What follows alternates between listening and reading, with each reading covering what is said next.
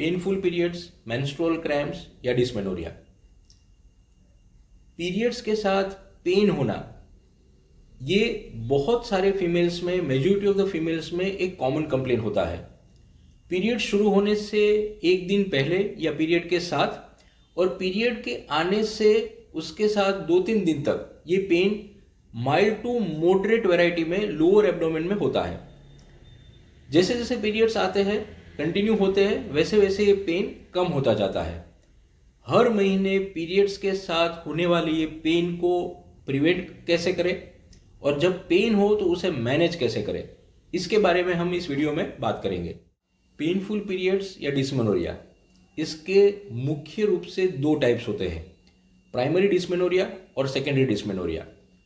Primary dysmenorrhoea जिसमें ये pen uterus या गर्भाशय के मसल्स की ऐंठन या क्रैम्प्स की वजह से होता है, और सेकेंडरी डिस्मेनोरिया में पेन के साथ यूजुअली दूसरे डिजीजेस या कंडीशंस एसोसिएटेड रहते हैं, जैसे कि uterine fibroid, endometriosis, adenomyosis, pelvic inflammatory diseases, ऐसे डिजीजेस भी पेन के साथ होते हैं।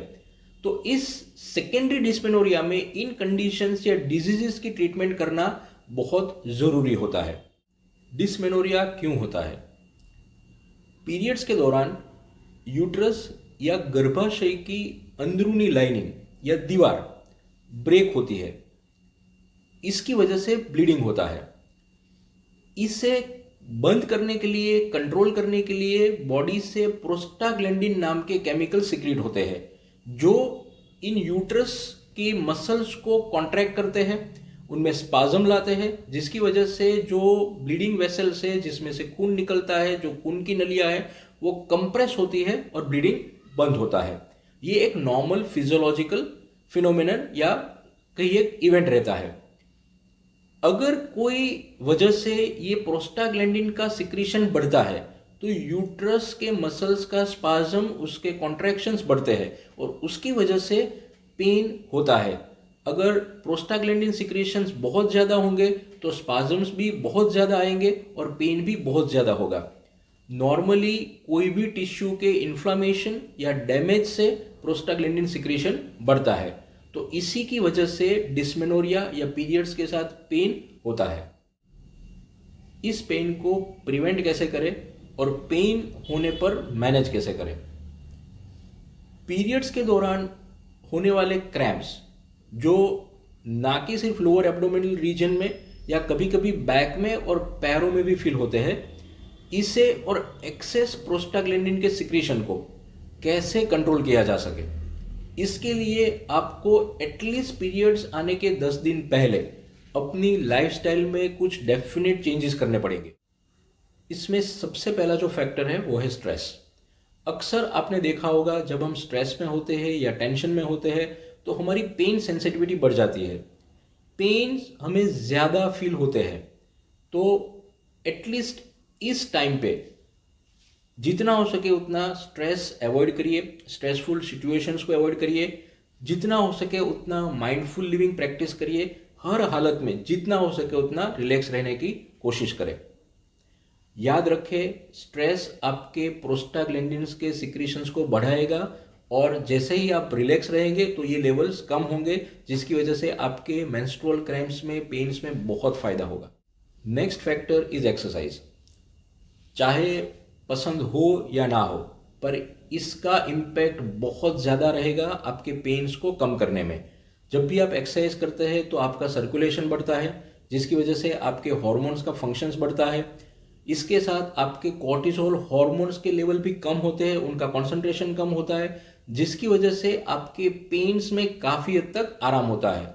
और जितनी एक्सरसाइजेज आप करते हैं वो आपके बढ़े हुए प्रोस्टाग्लैंडिन के लेवल को कम करने में हेल्प करेगा, तो आपके पेन्स में डेफिनेटली फायदा होगा। इसके साथ याद रखिए, एक्सरसाइजेस की वजह से एंडोफिन्स का सिक्रेशन होता है जो आपको फील गुड, अच्छा फील कराएगा, आपको रिलैक्स रखेगा, तो इसे प्लीज अवॉइड मत करिए। आप रूटीन में जो एक्सरसाइजेस करते हैं उसे कंटिन्यू रखिए।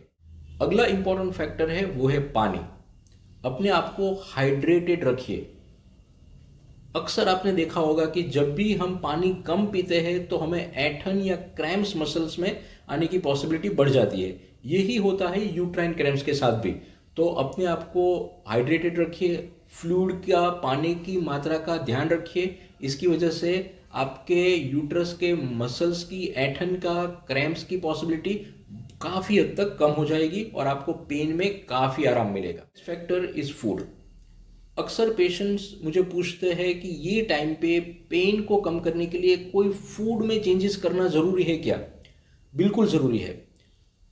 पीरियड्स के पेन को, मेंस्ट्रुअल क्रैम्प्स को कम करने के लिए ध्यान रखें कि आप अपने खाने में एटलीस्ट 10 दिन पहले से कैल्शियम और मैग्नीशियम रिच फूड लेना शुरू कर दीजिए। कैल्शियम का सही से एब्जॉर्प्शन हो, इसके लिए आपको विटामिन डी लेना बहुत ज़रूरी है। ये आपको सुबह की अर्ली मॉर्निंग की धूप से मिलेगा या विटामिन डी सप्लीमेंटेशन से मिलेगा। तो ये बहुत ज़रूरी है, इसे याद रखिए। पीरियड्स के पेन को कम करने के लिए एक और इम्पॉर्टेंट मिनरल है जिंक। इससे लेना बहुत ज़रूरी है, पर याद रखिए जिंक तभी ठीक से एब्जॉर्ब होगा जब आपके खाने में विटामिन बी रिच फूड होंगे, खास करके विटामिन B6। तो इसका आप ख्याल रखिए। पीरियड्स के दौरान आपको खास करके ओमेगा 3 फैटी एसिड्स वाले फूड कंज्यूम करने चाहिए, जो आपके बॉडी में हो रहे टिश्यू इन्फ्लेमेशंस को कंट्रोल करेगा, जिसकी वजह से आपके प्रोस्टाग्लैंडिन्स के कॉन्सेंट्रेशंस लेवल्स कम होंगे और अल्टीमेटली आपको पेन्स में बहुत बहुत ज़्यादा रिलीफ होगा।